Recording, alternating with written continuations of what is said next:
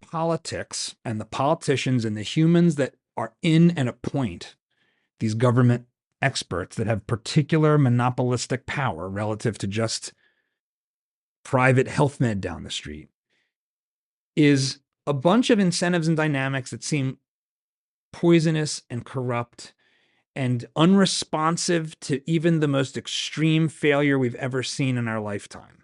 We've had this extreme failure. It's manifestly a failure of policy. The political system seems unresponsive to it. The sort of bureaucratic blob just thinks we're all a bunch of rubes that need to shut up. And that's where we are. So I'm talking to my doctor and trying to get a nuanced conversation. And my doctor faces this whole other ecosystem of medical liability and Obamacare regs and what they might be getting paid for recommending or not. And is there any path away from such a government-controlled healthcare system, in your view? Do you see, as a policy expert, a path towards less government? You talked about decentralization, but to actually get politics out of my doctor's office, is there hope for that? It feels like this should be the biggest thing being talked about post-COVID, and yet I don't see it talked about anywhere. Like, get the government out of my doctor's office. I mean, I wrote a health economics textbook. Actually, kind of, it's if you read it, you wouldn't say it's exactly on that theme, but it was actually exactly on that theme. The question is, why are governments involved in healthcare at all? And there's an economic answer to that. So the economic answer is that there are a deep range of uncertainties about our health, some of which require tremendous amounts of money to deal with. Right? I get cancer.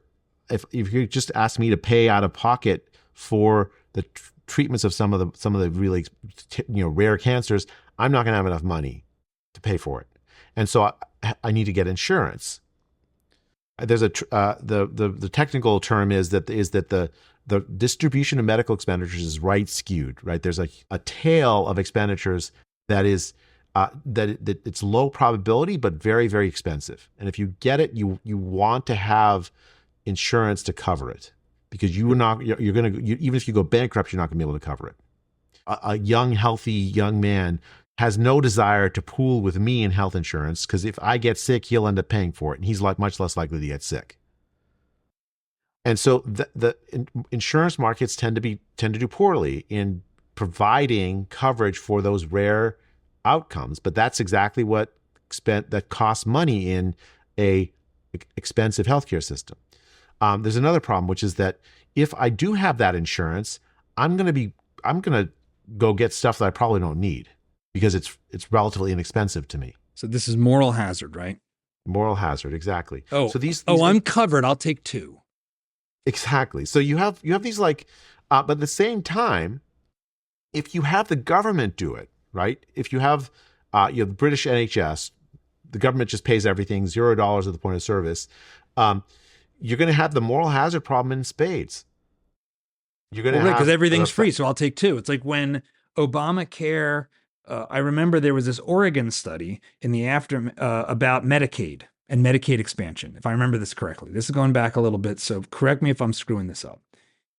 But the study in the aftermath of Obamacare, which expanded Medicaid coverage, and thereby, for those who got on Medicaid, they could go to the ER and not get a bill or not get a substantial bill like they used to, which sounds great. Oh, you're a working class or poor person. You got to go to the emergency room because you're sick, and now you won't get a bankrupting bill. Okay, well, the claim was somehow that this would reduce the utilization of ERs. Why making a thing free instead of expensive would reduce its use is maybe because there's not enough PhDs in economics and health policy. But of course, that's not what happened. People that got on Medicaid used the ER a lot more. And the Oregon study found that actually those people didn't even end up with better health outcomes than those who didn't get on the Medicaid. And instead of going to the expensive ER and have taxpayers pay for it, they did other stuff, which also got them better. And so that study to me represents a pretty robust counter to this theoretical claim that, oh, insurance markets can't work because of all these information asymmetries and blah, blah, blah. Government failure seems like it swamps market failure every day of the week and twice on Sunday. So I know I'm being super ideological here, but I'm also not, Well, because so I think that's what happened. Make the so argument, that- argue actually, against that. There's two ways to view this. Your view was that it's a failure of government because it's government insurance. Another way to view it is that the medical care system, what it provides is not primarily prevention of death. It's providing something else. Financial peace of mind, the idea that if you're sick, some smart person's going to look after you and think about you. It's providing something else, at least in the United States, beyond just the prevention of death. You mentioned the problem of government provision of health. Like the NHS is a good example. The UK NHS is a good example of this. Right there, you have this moral hazard problem that we just talked about. You have this problem that you pay nothing at the point of service, and so people will want to line up for all the services. They solve that moral hazard problem, if solve is the right word, by queues, by asking people to wait to get care that in the United States, if you have insurance, you'd say, why would I want to wait 6 months to get cardiac catheterization to clear a clot in my heart, right?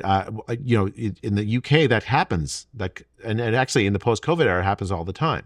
Fundamentally, this is just my philosophy. I think that there is no utopia, that cannot be, that there are these deep uncertainties, and neither governments nor markets can automatically solve them. Markets sometimes solve them really well. I mean, I tend to think that as an economist. And governments can certainly often screw up, but markets do have the problems, and governments do have problems, and we're always going to be muddling through. Is my philosophy of the way the world works.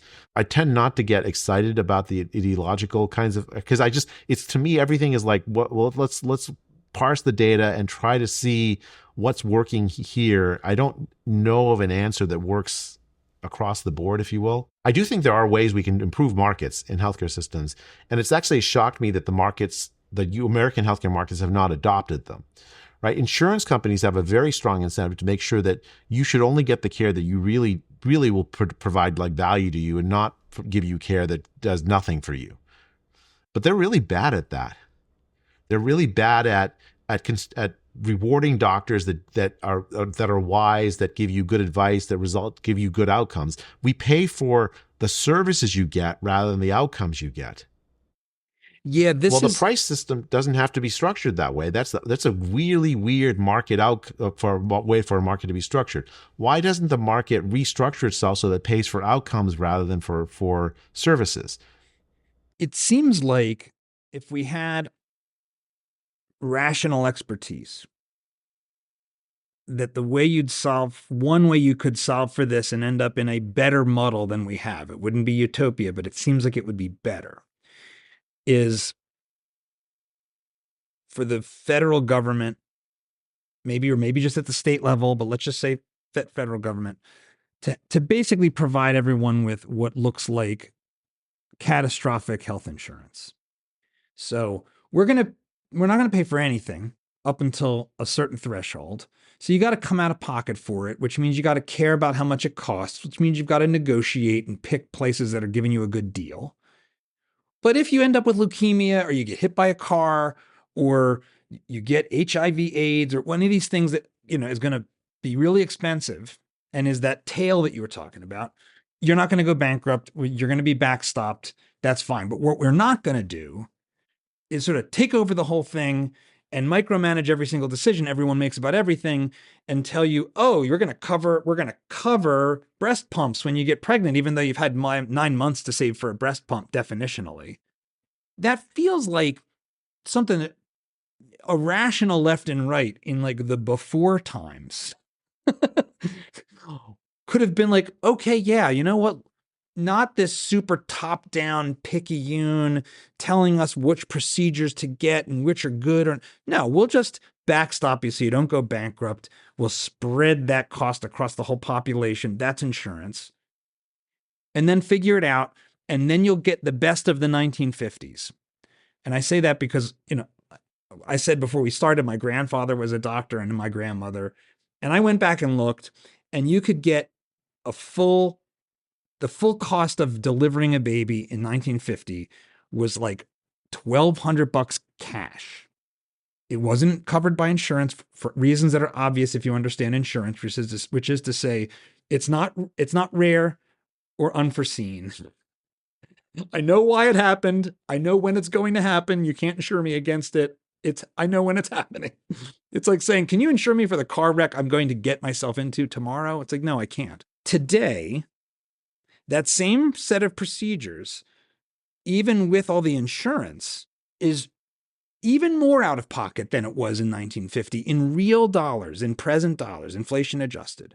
So it seems like what most of all this inflation and protection has done has basically been to pay for a bunch of unproductive medical services and drive the cost of all of it through the roof such that we aren't even getting more care when we need it. We're getting more expensive care, and we're still coming out of pocket for it, and we're paying more in taxes and we're paying more in premiums. Is that a fair characterization of the system, or am I trapped in my own ideological bubble? No, I think both left and right agree that is a fair characterization of the system. And if you squint, left and right also agree with your sort of like broad solution, actually. The only fight is over where do you draw the line and say, okay, we want to cover versus we don't want to. It should be left, and the left tends to be more expansive in the set of things it wants to cover, and the right tends to be maybe less expansive. I mean, I'm painting with too broad a brush, but that's roughly speaking. And so I think the question then is just a matter of like where does it belong? But I think the key thing to me is the cost problem. It is extremely expensive, especially in the United States. We spend almost $1.05 of national income goes to healthcare. That is way too expensive for what we get, and it's the root problem of and you also have like, I don't know, 30, 40, 50 million people who have sort of less insurance, but basically don't even have that catastrophic insurance. So we're spending all this money, and you have a large chunk of people that don't have it. The central problem is the cost, right? So you had Obamacare. What it tried to do is expand who got insurance. The Medicaid expansion was the most important part of Obamacare. It was called the Affordable Care Act. It wasn't called Obamacare, right? But it did nothing for actually making care affordable. Care has gotten much less affordable since Obamacare was passed. In fact, the structures that are in place, it's systematic almost that it would produce that kind of outcome. Like it's more capture of the regulatory structures by powerful entities like health insurers and pharmaceutical companies and so on. And so the market is less efficient, works less well. And so you have this, it's as if the one thing we want to solve, which is let's give most people that this peace of mind about this like catastrophic outcome. Well, until you solve the cost problem, we're not going to be able to afford to do that, right? You won't. I think 11 states still haven't expanded Medicaid on the Obamacare role, and so it just seems to me like the entire conversation, both on the left and right, it's missing the key thing. And you're the way I love how low you characterize it, John. I mean, because what it does is says let's talk about that key thing. Let's talk about where do you draw the line of what should belong in the catastrophic bin and not. And then I would add one more thing to that is how can the market price the things that really we pay for care for, right? I don't really care about the drugs I'm taking. What I care about is the outcome I get from taking the drug that I take or don't take. And so if a doctor comes and gives me good advice that says, Jay, you don't need that surgery I would give you, and they get a good outcome. I get a good outcome as a result of that. That doctor ought to get paid at least as much or more than someone who does the surgery. If markets could change what they pay for. And it's actually a real mystery. I've been studying health economics for decades. I mean, I know almost 3 decades now. And I don't understand why markets do not move in that direction much more forcefully, other than that there are entrenched interests in government and in markets that benefit from the current structure that resist the movement to an equilibrium like that. One of the pieces of the puzzle that I looked at in the past, and I'm sort of dredging some of these things up from memory, because the real tragedy is this debate, even this conversation you and I are having, it's nowhere to be found in our public discourse right now. As far as I can see, no one's talking about healthcare policy in a way that is trying to get at root problems. Which is bizarre. The political discussion over health policy is just unreal to me. And it has been since the Obamacare debate, in one sense, was a real discussion. It led to, I think, evasion of the critical issue. Why is healthcare so expensive? And what to do to fix it? And it tried to band-aid it over with this patch of expansion without addressing the cost problem at all. And so predictably, it has failed. Except for the Medicaid expansion, which is tremendously, it's still quite inadequate given how many poor people don't really have the catastrophic care we're talking about. Well, the closest analogy it seems like to it is, hey, we want more people to go to Stanford University. Let's provide all kinds of cheap loans for them to go to Stanford University. Oh, Stanford University still likes to tout the fact that not many people can get in, but now there's a lot more loan money subsidizing the tuition. So I guess we could raise the tuition, right? I mean, I love that analogy. And what's happened is that debate basically was the last time we had a real honest healthcare policy debate. I think there was like the Bernie Sanders thing, which tried to say, let's have single payer, as if the U.S. could possibly have like an NHS-like system. And the NHS has its own problems. It'd be importing a system that I think is alien to the United States. Almost 200 million people get health insurance through their employer, and you're going to take that away from them. The kind of care that they normally used to get is going to be reorganized entirely. I mean, I think that's just a political non-starter. It doesn't make sense in the context of the United States. It may make sense in the context of the UK, but it does not make sense here. So, and since that, we've had no real political conversation over the right health policy. And COVID, I think, it's just made things completely. It's an unreal thing. Huge numbers of people don't trust their doctors anymore. Yeah. Huge numbers of people don't. I mean, the healthcare system is at large. I've never seen trust so low. The pharmaceutical companies are in disrepute. Governments are in disrepute. We have real problems that I don't know how to solve in terms of restoring trust. And then after that, like, how do you do the fundamental reforms of healthcare systems so that they work again, work for the first time? That's a conversation we should be having, but are not. Where do you see the most optimism? Where are you the most positive about the future? John, I think there's a coalition of people, and it's growing in size, who understand that the pandemic response was a catastrophic failure.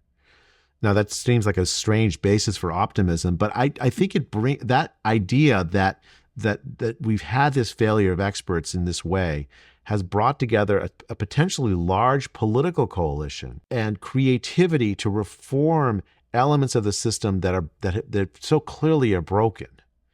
And so that's where my optimism is, like seeing the grassroots movement that toppled the vaccine mandates for OSHA, for instance, or the pushback against child masking when it made no sense, the push to open schools in places where they tried to keep them closed.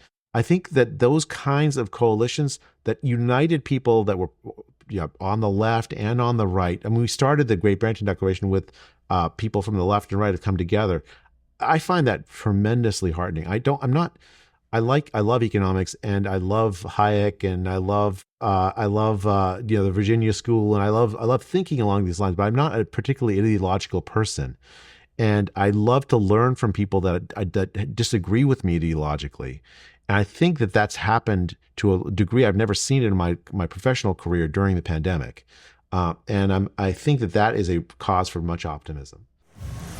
If you like this clip, you should check out the full video and all the other great content we've got at Dad Saves America. So be sure to hit the like button, subscribe, and ring that bell so you won't miss our new stuff as it drops each week.